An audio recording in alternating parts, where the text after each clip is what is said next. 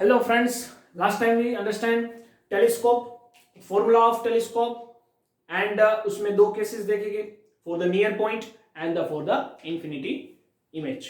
तो आज के हम बात करेंगे what is the disadvantages of telescope. देखिए टेलीस्कोप जो हमने पढ़ा था वो रिफ्रैक्टिंग टेलीस्कोप था क्योंकि उसमें हमने लेंस का इस्तेमाल किया था. तो लेंस के अंदर क्या होता है रिफ्रैक्शन. सो रिफ्रैक्शन का यूज करके हमने टेलीस्कोप बनाया. That's why that telescope is known as refracting telescope. अब कई बार क्या होता है कि कोई इमेज ऐसी है जो बहुत ही दूर है, उस बहुत हमारे जो अर्थ है वहां से, सपोज दिस इज अर्थ से बहुत ही ज्यादा डिस्टेंस पे कोई ऑब्जेक्ट है, उसका ऑब्जर्वेशन करना है और फुल्ली ऑब्जर्व करना है. तो क्या करना पड़ता है, द मोस्ट ऑफ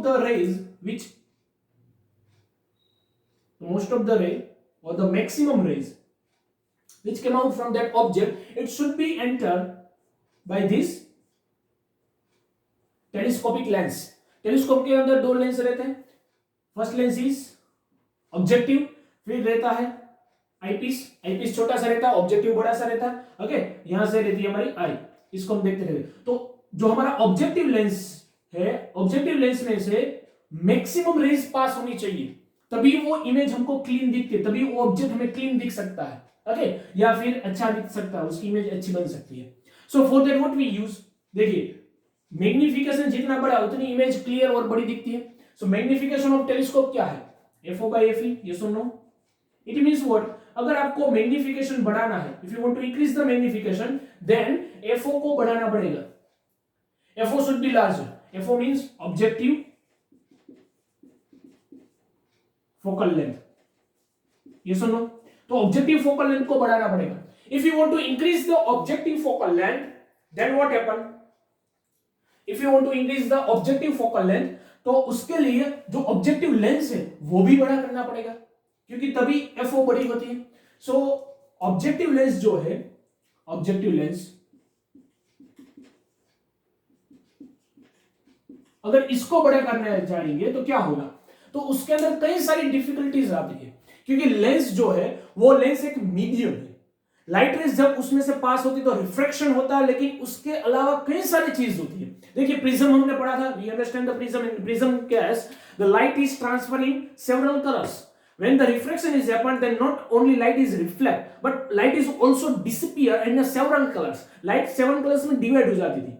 ये लेंस में भी हो सकता है, because lens is also glass medium. So light is travelling from one medium to another medium. Not only refraction is happen, sometimes dispersion is also happen, deviation is also happen, and due to that the image is not clear. Due to that we don't get image clear. So that's why we understand the thin prism. For the experiment we use only thin prism. Experiment करने के लिए सिर्फ हम thin prism का इस्तेमाल करते हैं, because which is more comfortable to understand the refraction. Okay. अब यहाँ पे अगर मैग्निफिकेशन बढ़ाना है तो क्या हमें बढ़ाना पड़ेगा, FO बढ़ाना पड़ेगा. FO बढ़ाने जाएंगे तो लेंस का साइज बढ़ाना पड़ेगा. ऑब्जेक्टिव लेंस जो है उसका साइज बढ़ाना पड़ेगा, साइज इंक्रीज करना पड़ेगा. अगर उसका साइज इंक्रीज करेंगे तो क्या होगा, देखिए साइज उसका बड़ा मिस, उसका मोर वाइडर होगा. ये डायमीटर को वाइड करना है. अगर लेंस का डायमीटर वाइड होगा तो क्या होगा, देखिए थिन प्रिज्म नहीं चल सकता जब थिन लेंस नहीं चल सकता. जब हम लेंस का डायमीटर बढ़ाते हैं तो उसकी थिकनेस भी बढ़ानी पड़ेगी, क्योंकि अगर वो if lens is very thin तो वो टूटने के चांसेस हो जाते हैं. तो उसको थोड़ा सा थिक बनाना पड़ता है, समझ में आया. जब वाइड लेंस हो जाता है तो थिक बनाना जरूरी है. तो थिक बनाएंगे तो क्या हो जाएगा, द मेन प्रॉब्लम इज उसकी कॉस्ट बढ़ जाएगी. ओके, फर्स्ट तो कॉस्ट बढ़ जाएगी. पहले तो बनाना ही डिफिकल्ट है, बहुत बड़ा लेंस बनाना ही डिफिकल्ट, क्योंकि लेंस के अंदर अगर लेंस बड़ा बनाने जाएंगे तो उसके अंदर थोड़ा सा ड्रॉबैक रह जाता है. ओके, वहां पे जो मैन्युफैक्चर होता है लेंस के कई सारे आपने ग्लासेस देखे होंगे, जो पेपर वेट आता है ना, उस पेपर वेट में कई सारा ऐसा होता है. अगर ये गोल सा पेपर वेट है तो आपने बीच में ऐसे बलून्स देखे होंगे जहां पे एयर रह जाती है. ये सुनो, अगर लेंस का मैन्युफैक्चर हो रहा है और उसमें ऐसा बलून या एयर रह गई, उसको कैविटीज बोलते हैं. अगर कैविटी छोटी सी कैविटी रहेगी तो वो डिफिकल्ट हो जाता है इमेज को मैनेज करना. फिर उसमें एयर रहेगा तो फिर वहां से रिफ्लेक्शन होता है, 2 बार रिफ्लेक्शन हो जाएगा तो इमेज क्लियर नहीं दिखेगी. समझ में आया. तो फर्स्ट ऑफ केस लेंस को बनाना ही डिफिकल्ट है. बड़ा लेंस बनाना हो, अगर उसकी साइज इंक्रीज करनी, छोटा लेंस ठीक है, लेकिन बड़ी फोकल लेंथ वाला लेंस बनाना हो, सपोज 2 मीटर, 5 मीटर, 10 मीटर, इतनी फोकल लेंथ वाला बनाना हो तो it's very difficult. So and cost भी बढ़ जाती है due to the material is heavy.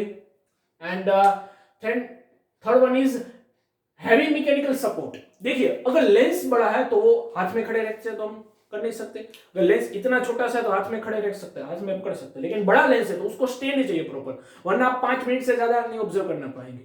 लेकिन हम बात करने चाहे बड़ी magnification, if we want to increase the magnification तो एफओ इंक्रीज करना पड़ेगा, साइज इंक्रीज करनी पड़ेगी, तो बड़ा लेंस चाहिए. तो इतना बड़ा अगर लेंस है हमारे पास तो उसको प्रॉपर हैंड करने के लिए एक स्टैंड चाहिए. ये सुनो, तो मैकेनिकल सपोर्ट चाहिए, हैवी मैकेनिकल सपोर्ट, तो उसका भी कॉस्ट बढ़ जाता है. सेकंड इज ये दो जो नेगेटिव पॉइंट है वो बहुत इंपॉर्टेंट है. जब साइज इंक्रीज होती है लेंस की या फिर जब हम फोकल लेंथ इंक्रीज करते हैं तब ये दो डिफिकल्टीज आती है. First difficulty is spherical aberration. ये स्फेरिकल एब्रेशन क्या है? देखिए सपोज ये लेंस है, suppose this is a lens, okay. तो अगर यहां पे लिखिए सपोज ये लेंस है, बड़ा लेंस है ऐसा मान लो, छोटा दिख रहा है लेकिन बड़ा लेंस है ऐसा मान लो. तो if light rays is passing from this lens तो क्या हो जाएगा? नॉर्मली हमें पता है फोकस पॉइंट पे फोकस्ड होता है, लेकिन अगर इसकी साइज बढ़ गई, मतलब इसकी थिकनेस बढ़ गई, लेंस की अगर थिकनेस बढ़ गई तो क्या होगा? प्रैक्टिकली अगर हम देखने जाए तो ऐसा हो सकता है कि यहां पे देखिए, यहां पे डिस्टेंस कम हो गया, the distance travel by the rays. तो यहां से दोनों की कंपैरिजन करें, यहां पे डिस्टेंस जो कवर हो रहा है, यहां पे डिस्टेंस कवर हो रहा है, यहां पे जो डिस्टेंस कवर होगा, दोनों में डिस्टेंस डिफरेंट है जो लेंस में कवर होना पड़ता है. तो यहां पे लाइट रेज इतना ही डिस्टेंस कवर करती है, यहां पे लाइट रेज इतना सारा डिस्टेंस करती है, यहां पे अगेन छोटा सा डिस्टेंस कवर करती है. So because of that you not get a proper focus point. Proper focus point जो मिलना चाहिए वो नहीं मिलता, कई सारे फोकस पॉइंट मिल जाते हैं, ऐसा होता है. इसलिए जो इमेज है वो ब्लर दिखती है.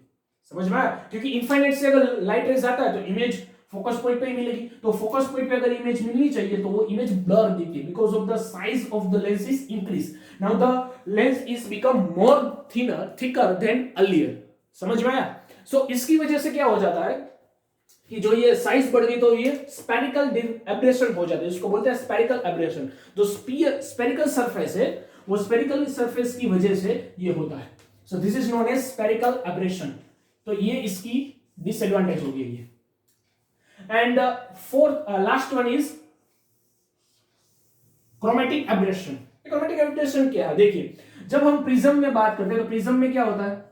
In the prism light rays enter in one medium and due to the dispersion is transfer in a several colors. विब्रो ये सुनो, वायलेट से शुरू करके रेड तक का सेवरल कलर्स में ये डिवाइड हो जाती है. ये क्यों होता है? क्योंकि लाइट रेज जब एक मीडियम में से दूसरे मीडियम में ट्रैवल करती है, not only speed is change, it's wavelength is also change. Speed केवल चेंज नहीं होती, वेवलेंथ भी चेंज होती है. And every wavelength have a different wave, different and different refractive index. हमने देखा था इसकी के दौरान जो NV है वो NR से बड़ा होता है, तो किसका रिफ्लेक्शन ज्यादा होगा? वायलेट का, रेड का कम रहेगा, तो वो अलग अलग लाइट्स दिख जाती है. तो वही केस लेंस में भी हो जाएगा. तो जो ओरिजिनल कलर है, आपको जो स्टार का ऑब्जर्वेशन कर रहे हो, स्टार का जो ओरिजिनल कलर है वो आपको नहीं दिखेगा. सेवरल कलर्स में लाइट डिवाइड हो जाएगी या कुछ एक दो कलर्स में डिवाइड हो जाएगी, तो उसकी वजह से जो हमें इमेज ओरिजिनल कलर में वो नहीं दिखती, जो हरे भरे रंग के रेनबो के कलर की दिखती है. समझ में आ गया? So this is the main problem in the increase the magnification of a telescope. Telescope का अगर मैग्निफिकेशन बढ़ाना है तो ये सारी डिफिकल्टीज आती है. समझ में आ गया? क्योंकि m बढ़ाना हो तो f बढ़ाना पड़ेगा, और f बढ़ाना मींस ऑब्जेक्टिव का फोकल लेंथ बढ़ाना. फोकल लेंथ कैसे बढ़ता है? साइज बढ़ाना पड़ता है. अगर we want to increase the size of objective lens then ये सारी डिफिकल्टीज आती है. समझ में आ गया? So this is the difficulty of और the disadvantage of refracting telescope. तो आपको ऐसा लगेगा कि इसका कुछ सॉल्यूशन तो होता है. Yes, the solution is that. The solution is हम लेंस ही यूज नहीं करेंगे. देखिए रिफ्रैक्टिव टेलीस्कोप में क्या यूज करते हैं? लेंस यूज करते हैं. क्या करते हैं? कोई इनफाइनाइट पे ऑब्जेक्ट है उसका ऑब्जर्वेशन करने के लिए हम लाइट रेज को कोई एक पॉइंट पे ला देते हैं और इमेज बन जाता है. तो ये काम तो हम मिरर से भी कर सकते हैं. ये सुनो, तो इसी की वजह से इसका सॉल्यूशन हुआ, दैट इज रिफ्रैक्टिंग टेलीस्कोप।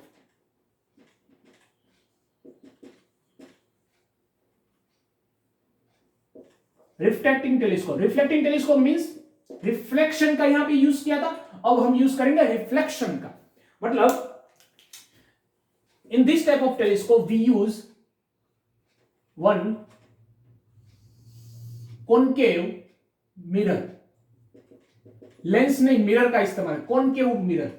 तो कॉनकेव मिरर हम सबको पता, अगर कॉनकेव मिरर का इस्तेमाल करेंगे और इंफिनिटी पे कोई ऑब्जेक्ट है तो क्या होगा, इफ ऑब्जेक्ट एट इंफिनिटी, अगर कोई ऑब्जेक्ट है वो इंफिनिटी पे है तो क्या होगा, if object at infinity then light rays is this, suppose this is incident light, या कॉनकेव मिरर है, okay this is the concave mirror. अगर इंफिनिटी पे लाइट रेज आ रही है, इंफिनिटी से, ऑब्जेक्ट तो इंफिनिटी पे है, सपोज हम स्टार का ऑब्जर्वेशन करें तो स्टार हमारे हिसाब से तो इंफिनिटी पे है, तो वो सभी लाइट रेज कहां पे मर्ज हो जाएगी, फोकस पॉइंट पे, यस और no.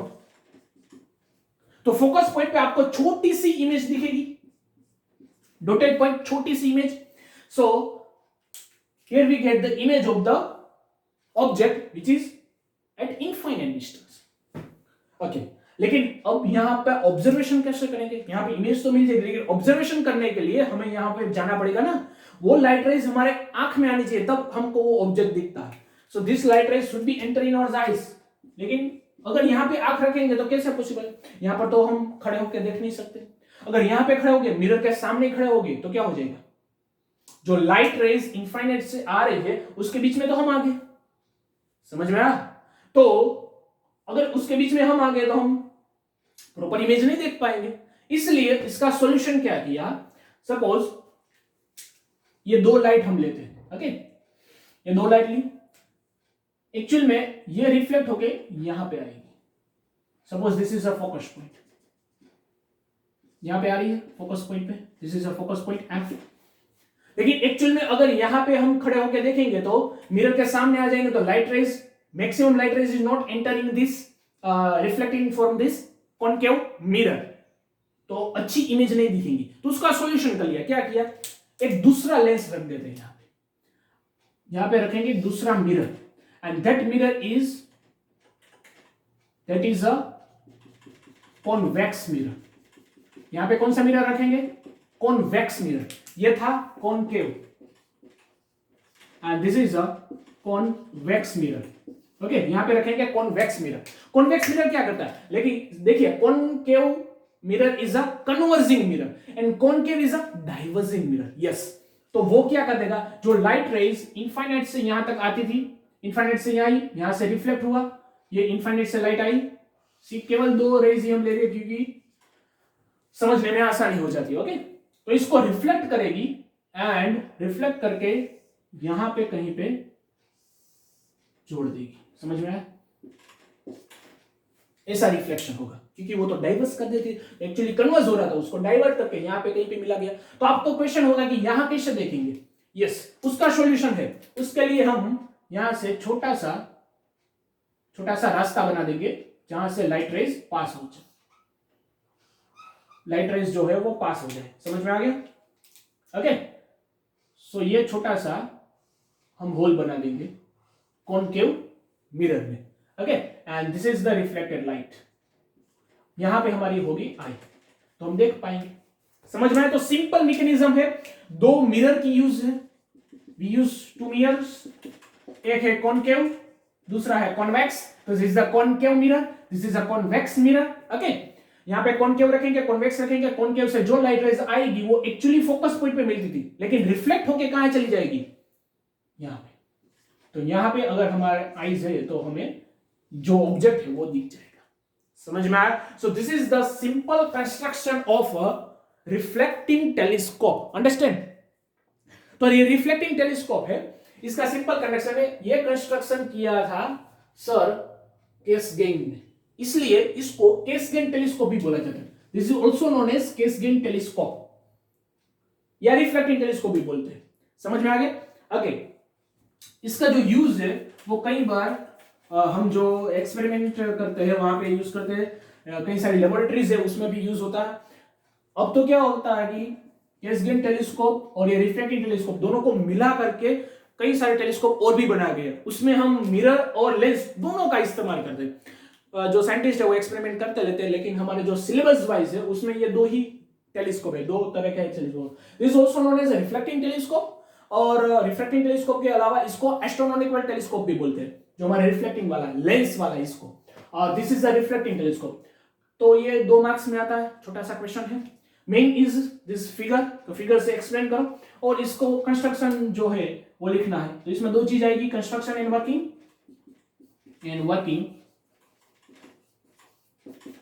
And this figure, construction and working and this figure, इतना ड्रॉ कर दीजिए। ये हो गया आपका रिफ्लेक्टिंग टेलीस्कोप। रिफ्लेक्टिंग टेलीस्कोप के बारे में ऐसा बोला जाता है कि दिस इज द मोर ये cheaper than the reflecting telescope, इससे चीपर भी हो जाता है क्योंकि मिरर जो है वो उसका खर्चा कम लगता है, लेकिन लेंस बनाने में खर्चा ज्यादा लगता है। So this is the costly process. Reflecting telescope जो है, रिफ्लेक्टिंग टेलीस्कोप वो कॉस्टली रहता है, ये चीपर रहता है, एंड इसमें क्रोनोलॉजिकल जो एब्रेशन है, क्रोमेटिक एब्रेशन है, वो भी नहीं होता। तो ये सारे एडवांटेजेस है इसके। एडवांटेजेस क्या है? ये सारे जो डिसएडवांटेज है वो यहाँ पे एडवांटेज हो जाएंगे, सिंपल। तो इसमें स्फेरिकल एब्रेशन नहीं होता, क्योंकि स्फेरिकल इसमें कोई रिफ्लेक्शन तो होता ही नहीं है, तो स्फेरिकल एब्रेशन नहीं होता, तो स्फेरिकल एब्रेशन इसमें नहीं होता। सेकंड इज क्रोनोमेट्रिकल एब्रेशन भी नहीं होता, no spherical aberration, no chronical aberration, ये भी नहीं होता। दूसरी चीज, ये कॉस्टली भी नहीं है, कॉस्टली नहीं है, सो नो कॉस्टली, कॉस्टली भी नहीं है, समझ में आया। और इसको हाँ स्टैंड इसका लगता है, थोड़ा सा बड़ा स्टैंड बना सकते हैं, लेकिन जो ये इतनी सारी डिफिकल्टीज थी, इतनी सारी प्रॉब्लम्स थी, इसमें से कई सारी प्रॉब्लम्स है वो इसमें सॉल्व हो गई। एक तो कॉस्ट कट गई, फिर ये दो एब्रेशन जो होते थे वो कट गए, और इसका जो मैन्युफैक्चरिंग है वो भी इजी है। तो is it easy to manufacture, easy to manufacture, okay. तो ये सारी इसके एडवांटेजेस है। So this is the small and 2 marks question reflecting telescope. तो ये था हमारा सिलेबस वाइज, एनसीईआरटी का जो सिलेबस है वो सिलेबस वाइज ये हमारा लास्ट क्वेश्चन था। आगे इसके बारे में हम अगर कोई जीनीट या जो हमारा एमसीक्यूज है उसके लिए जो एक्स्ट्रा लेक्चर लेंगे वो हम बाद में देखेंगे, लेकिन जो एनसीईआरटी के according this is the last theory according to NCERT. NCERT के अकॉर्डिंग ये लास्ट थ्योरी है। डन। तो ये लिख लीजिए, ये दोनों क्वेश्चन, इट्स वेरी इजी।